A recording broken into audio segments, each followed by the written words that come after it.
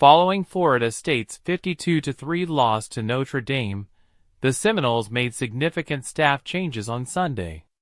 Head coach Mike Norvell dismissed offensive coordinator Alex Atkins, defensive coordinator Adam Fuller, and wide receivers coach Ron Dugans.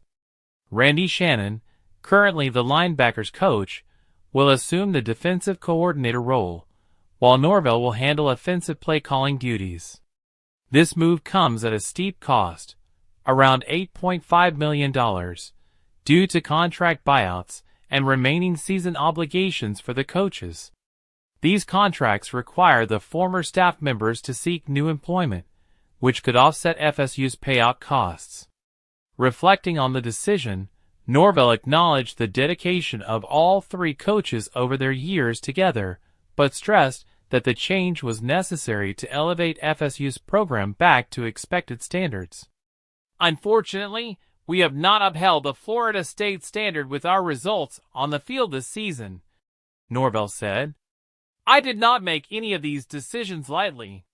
This season has been a low point for the program, with FSU sitting at 1-9 just 1 year after a stellar 13-1 season that included an ACC title and an undefeated regular season.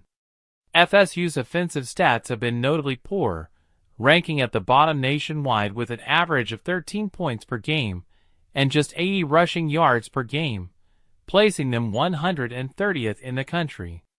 The team's offense has struggled to gain ground, averaging 4.6 yards per play, with 2.7 yards per rush and 5.9 yards per completion, among the lowest of all Division I programs.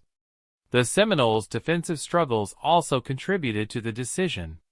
Allowing 29.8 points per game, FSU ranks 101st out of 134 Division I programs in scoring defense.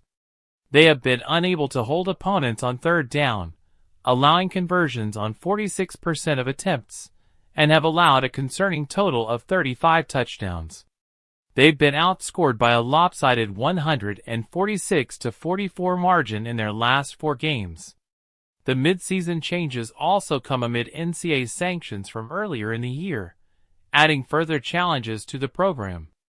In January, FSU became the first college football program penalized under NIL guidelines, with the NCAA citing Level 2 violations for using NIL-related payments in recruiting.